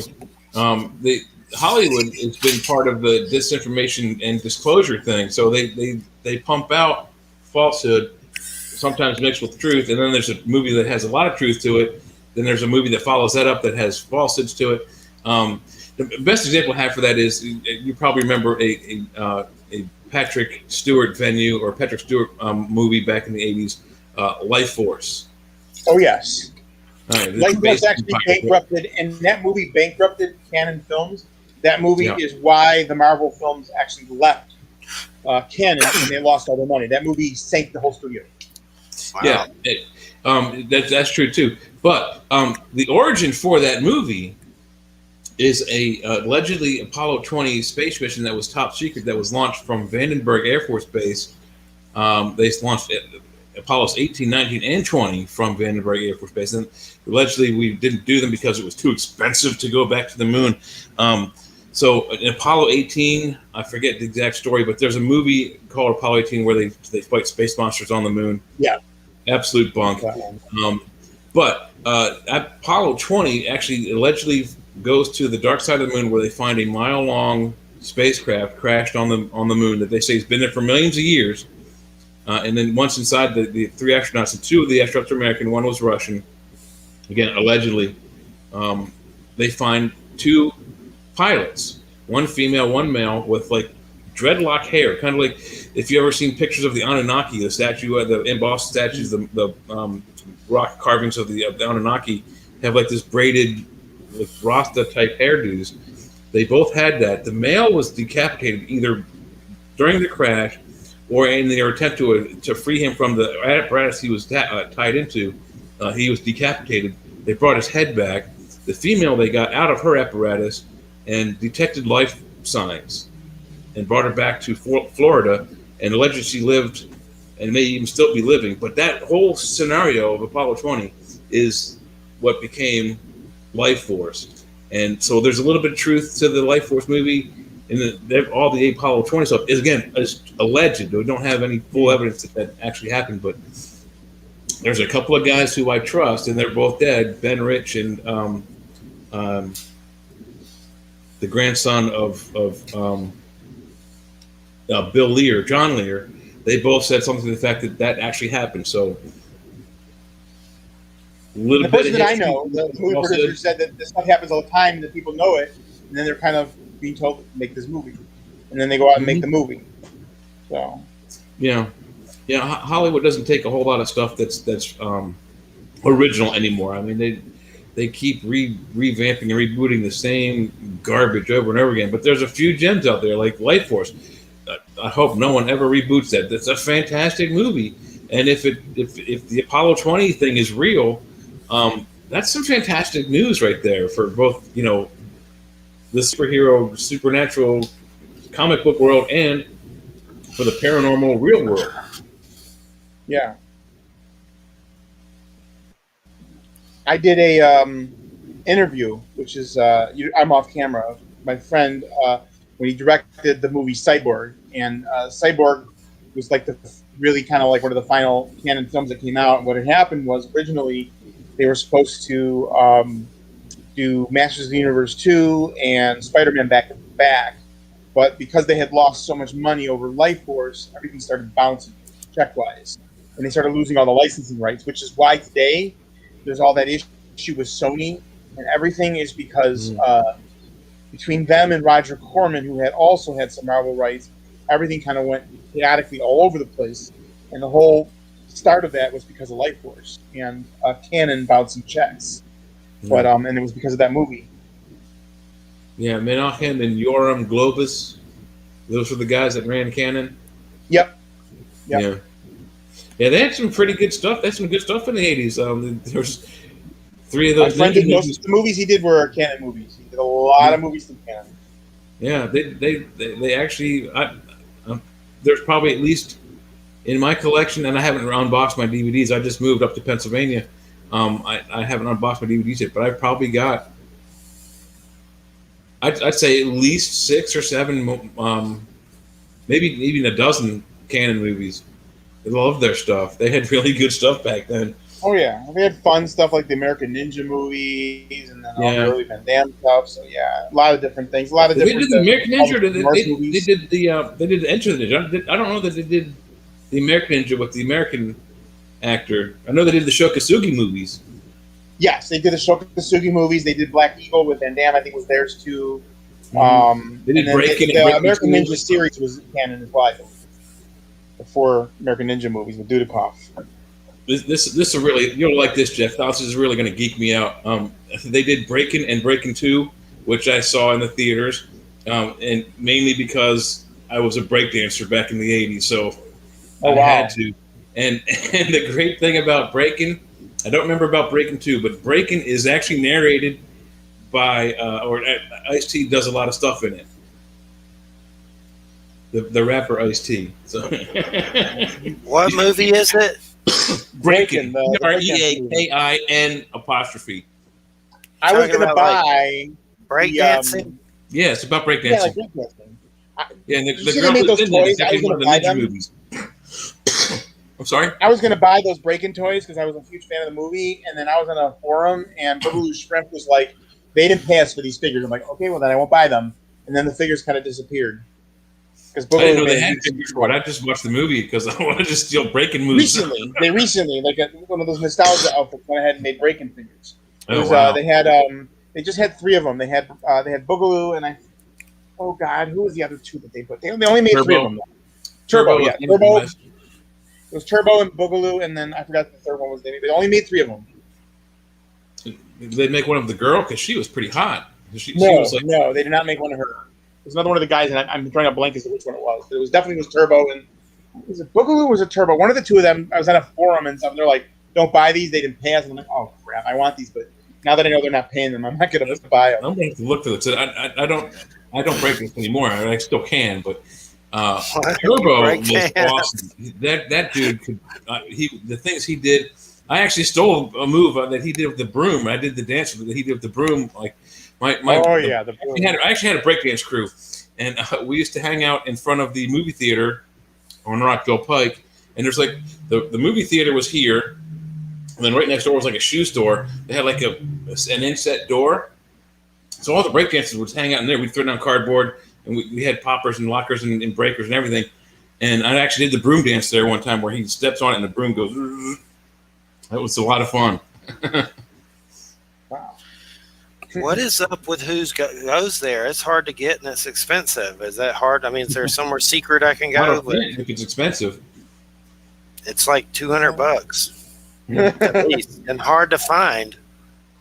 Is that what you paid for yours, Mark? I paid $100 for mine. How much? Wait a minute. It's at Target for $16. No, there it is. Target. No, here we go. It's on Amazon for $16. Who goes there? The novella that formed the basis of. It's $16. You got to find the newer edition. No, I'm talking about the game, the board game. Oh, the game. The game's out of print. The game was like $75, but I don't think it's in print anymore. Yeah, like I said, it's out of print. Games don't last in print as long as books do, unfortunately. So. When I moved here, one of the stipulations for my brother to help us get the old house sold was he was going to make us throw away a bunch of stuff. Oh God, yeah! It's and like he threw away for me about $1,000 worth of games. So, games are hard to collect.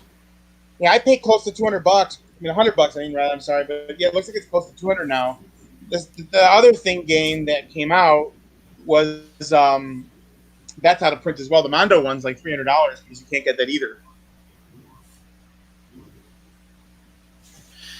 I see it on Kickstarter, but it says pre-order, but the button don't work, so it must not. Yeah, I heard you releasing it. It's got the expansion.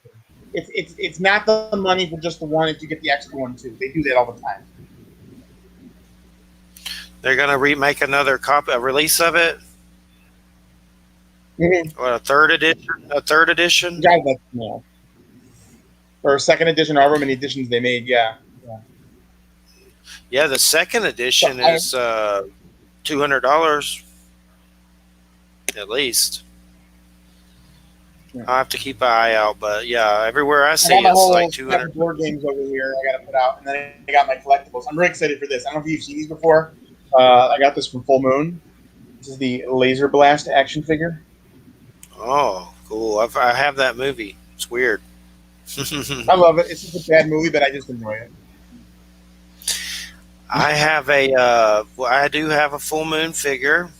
It's the dude from Subspecies. I have him, Radu. Radu. Which one is it? It's the main dude.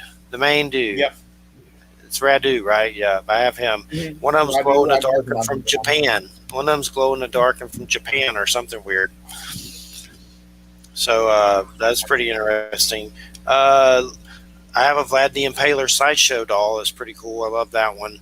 There are some sideshow Vlad the Impaler sculptures that are crazy. I'll never own those. They're like thousands and thousands of dollars. But I do have a cool sideshow Vlad the Impaler that comes with a cup and all this stuff. It's really cool. But no, there's some Gary Oldman ones that are in Japan that aren't 100% official that are gorgeous as well. What? Oh, Gary Oldman ones?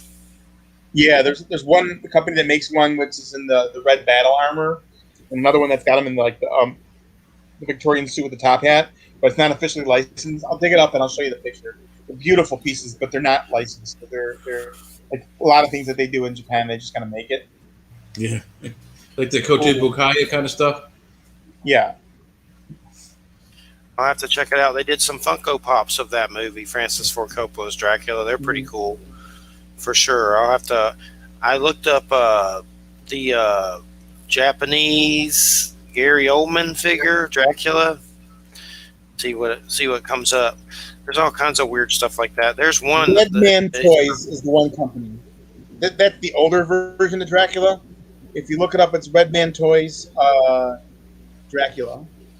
Cool. That's the old man version of him. I'm looking That's at one of them, and there's other ones though. I have to look. Yeah, if you find anything on that, let me know. I'd like to check those out. I've never seen them on eBay. I know Todd McFarlane did some Bram Stoker Dracula figures of the werewolf and the bat creature. Those are like hard to find, really hard to find. Yes. I actually have those, but those are like rare, very rare to find. They're cool, for sure. For sure. No, I would like to get that Who Goes There, but I didn't think it would be that much. My gosh. There's one like for sale. I think I paid $100 for mine. It's kind of crazy. It's crazy how that works. There's one on eBay that's signed for $200 something. That's the cheapest one on there. And then it's a signed. Yeah. Why do you got to put your butt on camera? Let's put the cat in your butt. So aren't you big time into Flash Gordon? I love Flash Gordon. I have this massive collection of Flash Gordon stuff. I'm considered one of the largest collectors. I have the foil poster, but that's signed. I've got one sheets. I've got let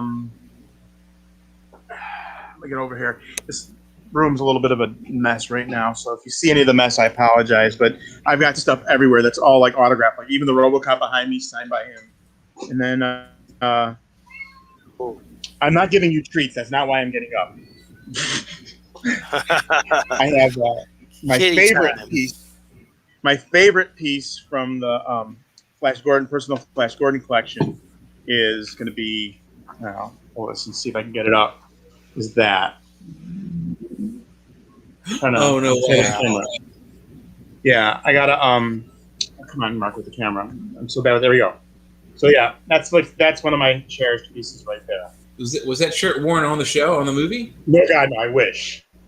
But I'm so happy nonetheless. And I have a lot of like hard to find posters. There was a super limited edition Flash Gordon. It was a foil Mylar poster that was released in theaters before everything else came out. And they did a lot of those Mylar foil ones. Star Wars ones are worth like $3,000-$4,000 a piece, even if they're beat up.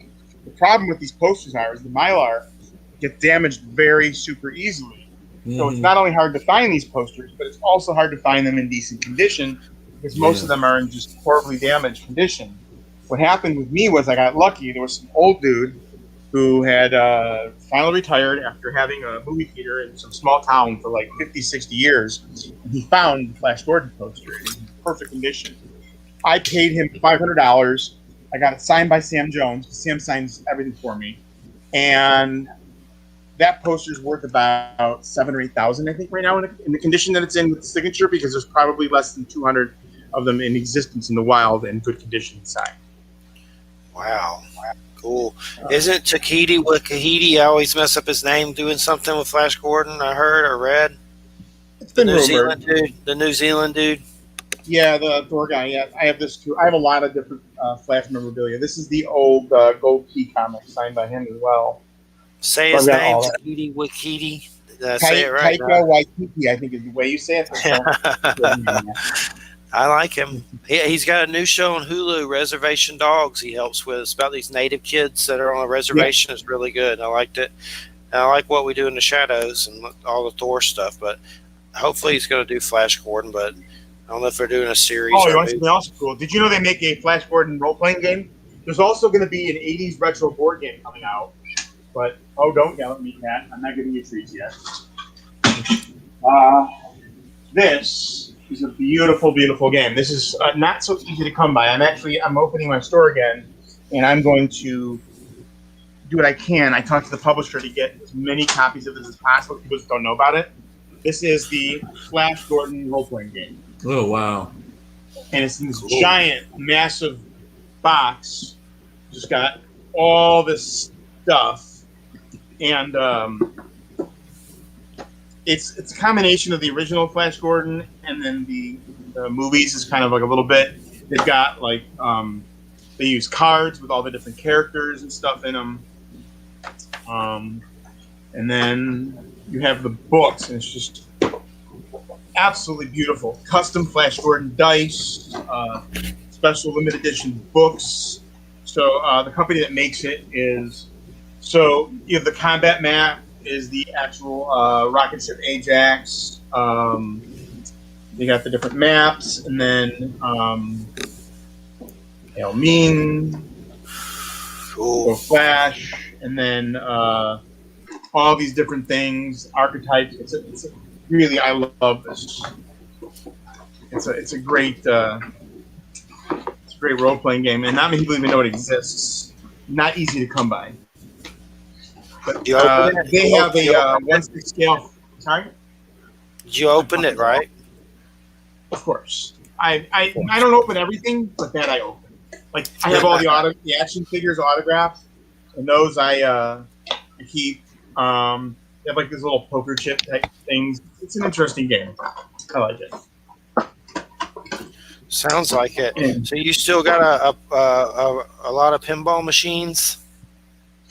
I'm switching over to a digital pinball format. I'm going to have a sponsor with my store, and the sponsor is they make these things called digital pinballs. So what it is you get a pinball, you skin it how you want. You're one of these guys out there these companies that make the things. So I can make like a Flash Gordon pinball, and then in it I can put like 5,000 pinballs inside it, and I just switch which pinball game I want to play. And they sell these for about $700 a machine. They're beautiful, and I'm starting to get into that instead. And then all the retro arcades, Star Wars, Ninja Turtles, and then I'm starting to build stuff. And the events that I'm doing and the store that I'm about to develop are going to be utilizing these new digital recreations, which are a lot less money than the originals. And at the end of the day, as long as I can play the game, I'm just happy. So.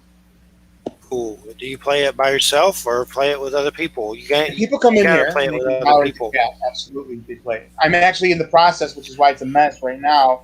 I'm converting the what would have been the family room in my apartment into an actual full-blown arcade. This is the kind of stupid things you can do when you're my age and you're single. Yeah. Well, I want to geek out on you. There was a pinball game back in the 90s, mid to late 90s, that my friends and I played when we were in college, and we were drunk and high on chemicals and whatnot, called Earthshaker. And what happened was I can't remember what happened, what made this thing happen. It was either you hit a certain target or you hit a certain score, and the machine had this thing that the whole thing would shake, and it would shake the ground. You could feel the ground shake, and it was awesome as hell. And we were so drunk when we played it. I don't remember exactly what started it, but you hit the special target, or you hit a certain score level and the special target, and then it would shake the floor.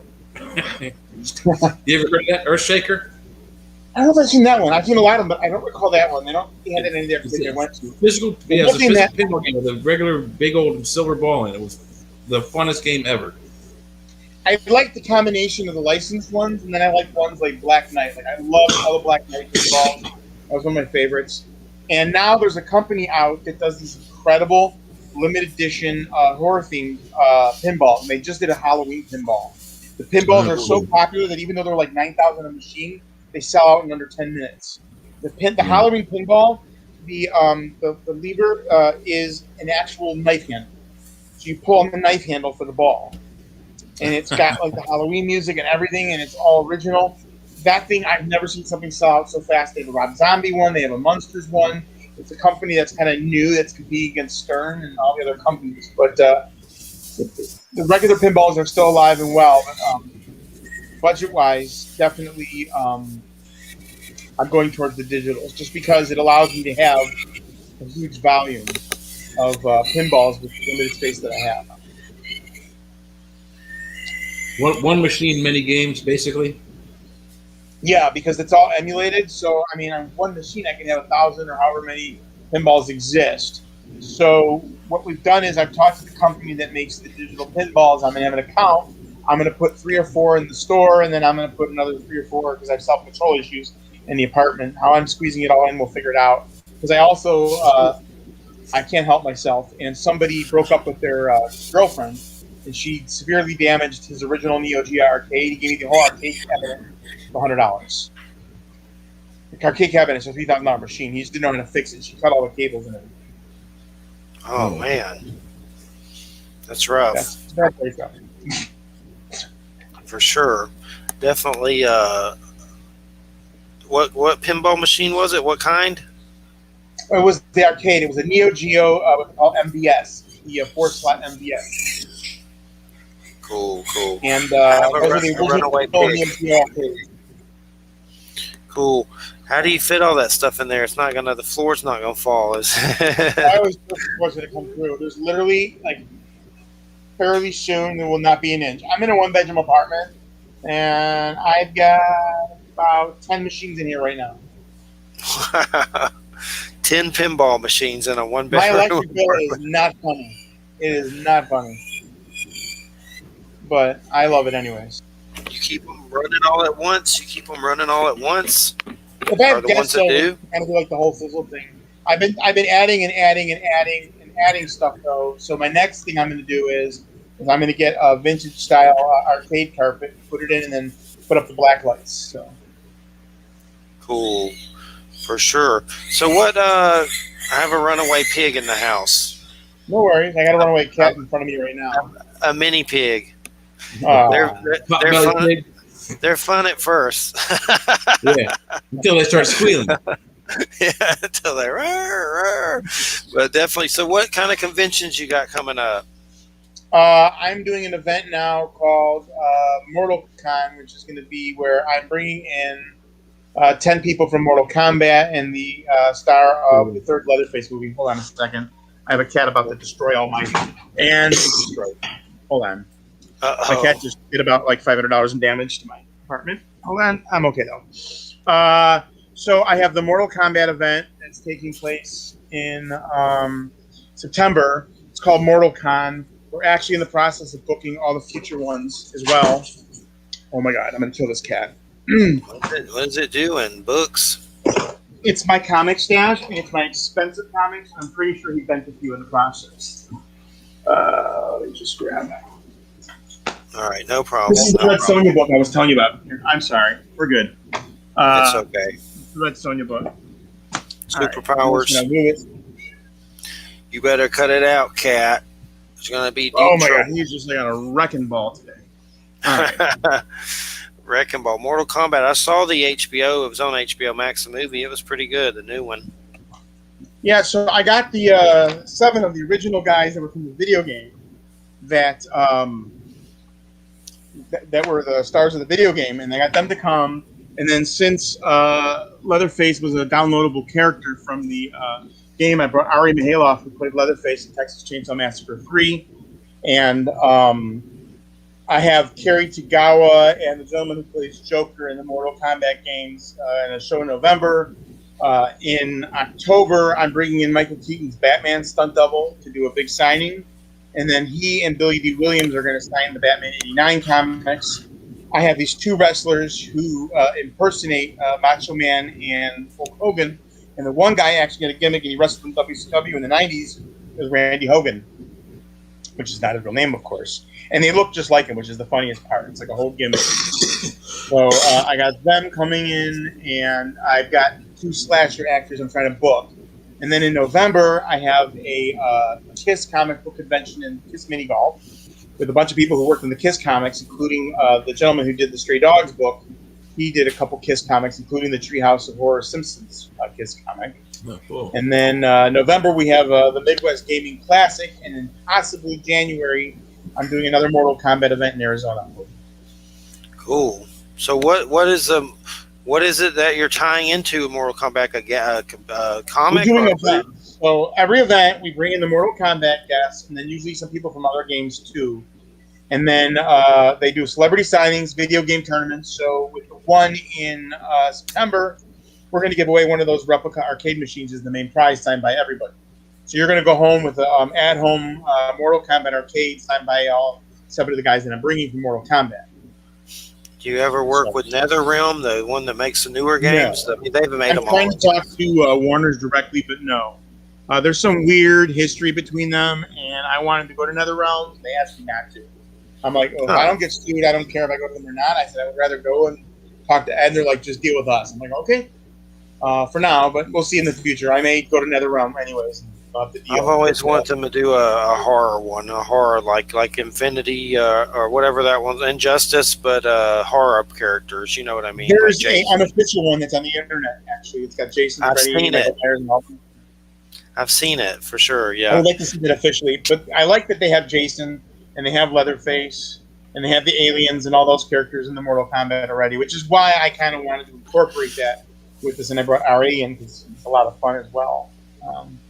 And they're going to be doing actual photo ops and costumes. You could literally have Leatherface with the Mortal Kombat guys together, which is kind of neat. that'd be cool. Yeah, I've played those Mortal Kombats. They're good and got those extras. I think Bruce Campbell's in one now. I don't think I got that one.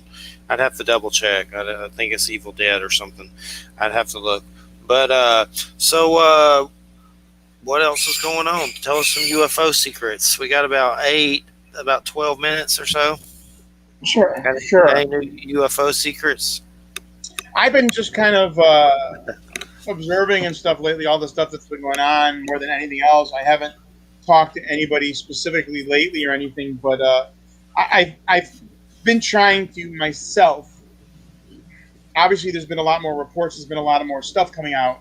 And what I like to do is I like to look into the science of it. I like to try to find out how is this scientifically possible and stuff. And I don't know if you've noticed, but all of the new reports, all the new stuff has everything coming out of the water. Did you notice that? Yes. USOs. Yeah. That's what they call them anyway, but still a UFO. Yeah. But I find it really interesting, and I've been like reading a lot into that and trying to figure out, okay, so if they're coming out of the water, is there some sort of like a Stargate in the water, or there's something significantly happening that's coming out of the ocean that they're not entirely telling? Because even though they tell us stuff, they don't tell us everything, of course, ever. But having researched and studied and talked to people in the past, there's always that one detail that people either overlook or don't focus on enough. And in this case, I think it's the water and something that's going on with the ocean. And I've been completely fascinated by that. I don't know about you or not. But I want to know more of what's going on in the damn ocean, because clearly everything says they're coming out of the ocean. I know there's a new UFO series on Showtime, and that J.J. Abrams produces or something. I haven't seen it yet, but there's been some new documentaries that I want to check out on Netflix. Yeah, I want to watch Showtime. Showtime has one too now with J.J. Abrams as a producer or something. Looks pretty interesting. I'll have to check it out for sure.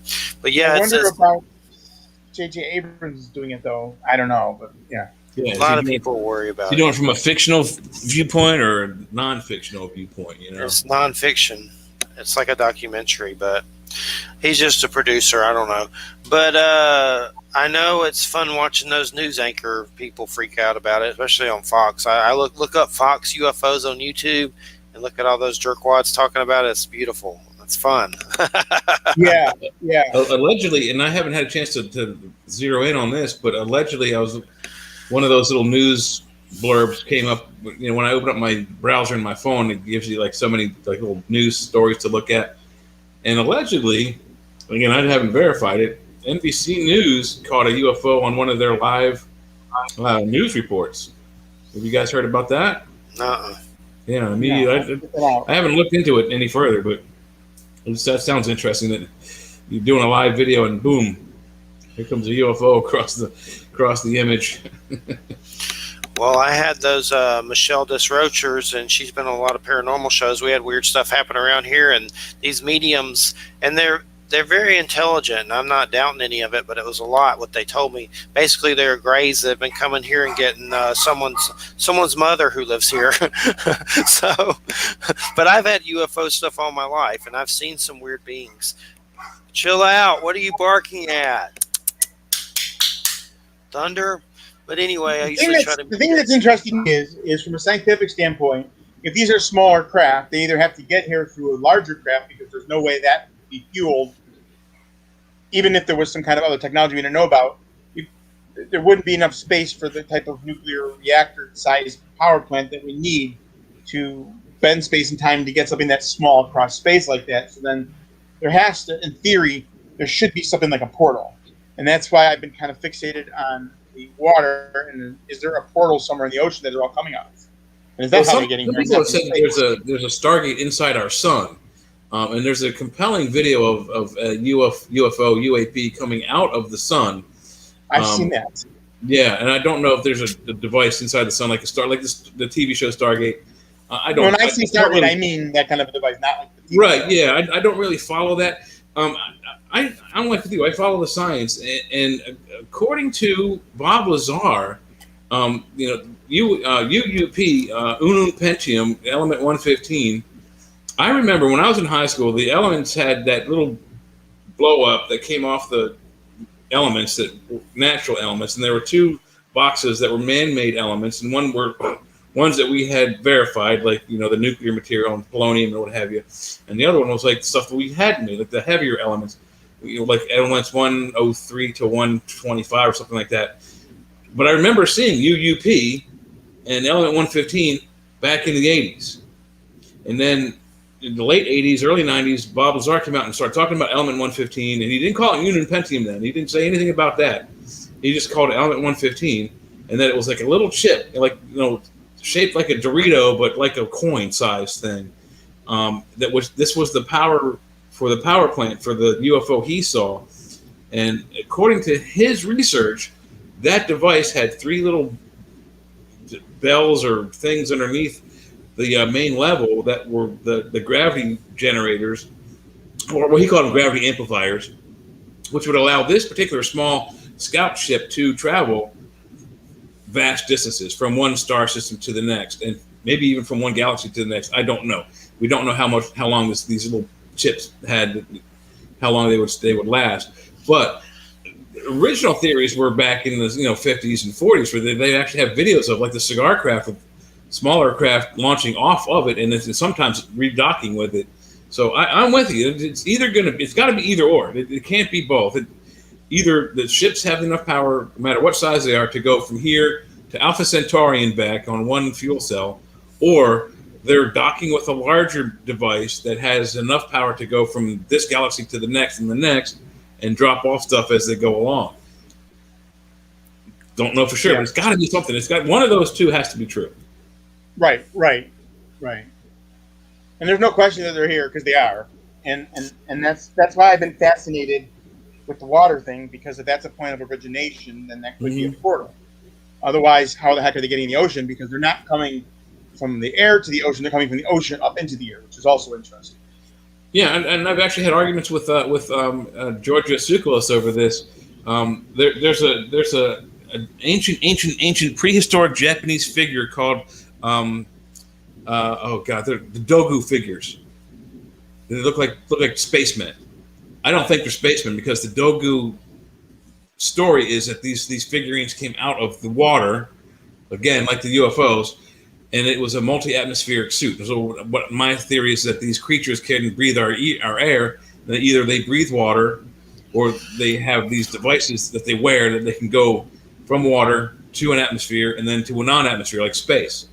And I think the same thing is true of their craft, that it's not an atmospherical craft. It's a multi-atmospheric craft. So their spacecraft can go from outer space to inner space, into water, out of water, into lava, out of lava, maybe pass through an entire star without being destroyed or damaged in any way. That, I think, is more plausible. Some of the researchers are so adamant that it's one thing or the other. There's no in between. And these Dogu figures and the spacecraft that we've observed them coming out of water, we've seen them go into volcanoes. I haven't seen any videos of them coming back out. We've seen videos of them coming out of the sun. Yeah, they're multi-atmospheric. They can go in and out without taking damage. So either they have specialized shielding or devices that keep them from being damaged in outer space, in water, in air, in suns, in other places. Has to be true. We've seen the video footage. It can't not be true.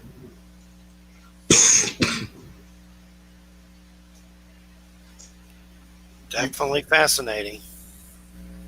It is, and I'm glad you said that they're here. And I've been saying that since I was a kid. Some of these people are so adamant that aliens don't exist, it's mathematically. I mean, even if you're not a math person, and I'm not. My father was a math person. He taught my algebra teacher math. So when I went to high school, I was taught math by a lady who was taught math by my dad in college, which sucked because I sucked at math. I'm good at the earth sciences. I excelled in like geology and meteorology and in earth sciences and what have you. But the mathematical sciences I'm dyslexic. They just elude me. But mathematically speaking, it is mathematically impossible for this to be the only planet in this 100 trillion solar system galaxy. And if you expand that to the hundreds of trillions of galaxies, which also have hundreds of trillions of stars in them, which have hundreds and hundreds of trillions of planets around them, it is impossible that there are. It just needs that one combination for life to be sustained. And if from the simple statistic standpoint, we can't be the only planet in existence right now that has the correct distance from a star to sustain life, the ability to have water. It's just like you said. It's mathematically, it's impossible that doesn't exist out there. It's just it can't not happen. It cannot be that this is even if you do the math, and then there's what that guy who did the life equation thing, the Drake equation. If you take our galaxy as an example, we have one planet that we know that has life. And if you average that, and we don't know how many planets are in this galaxy, we don't know how many stars in this galaxy, but it's somewhere around 100 trillion. You take 100 trillion stars, and let's say we had 9, now we have 8 planets. Let's say on average there's 5 planets per star. You've got 500 trillion planets times 1, averaged out. There's trillions of planets in this galaxy alone that are filled with life. Life is everywhere. It's teeming. And I guarantee you, it will probably never even happen in our lifetime. But I will bet you dimes to dollars. I'll bet you 10 dimes to $10. You get $10 if I lose. I get 10 dimes if I win. That there's life in outer space. Like, you ever see the Star Trek episode? Oh God, I don't remember the title of it, but it has the space monster in it that's about to kill itself by a supernova. And the Betazoid guy gets on the ship with his friend Troy, and he gets on this creature that's a spaceship. Tin Man is the episode. Star Trek Next Generation Tin Man. There's a creature that's designed like it's got an interior like a spaceship, but it's a living creature that lives in space. I guarantee you that's true. I have no proof. It's just a theory, but it's got to be true. Guys, we gotta end this booger.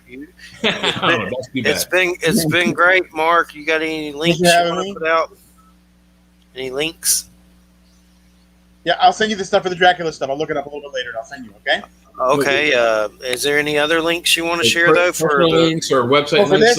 If anybody wants to check out the convention, I have it on Facebook. It's facebook.com/Battlefront Game. And that has all my event information for the events that we're going to be running from now on. Cool.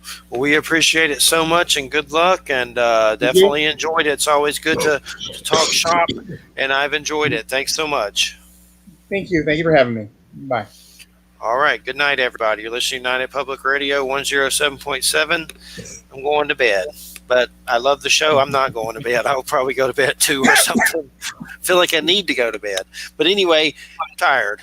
Everyone have a good week. Take care, everybody. Good night. All righty. And think we are still live. Yes, and still broadcasting. Hey, let me get on you for a minute. So I moved to Waynesboro, Pennsylvania, and this last weekend they had a wizarding weekend, like Harry Potter.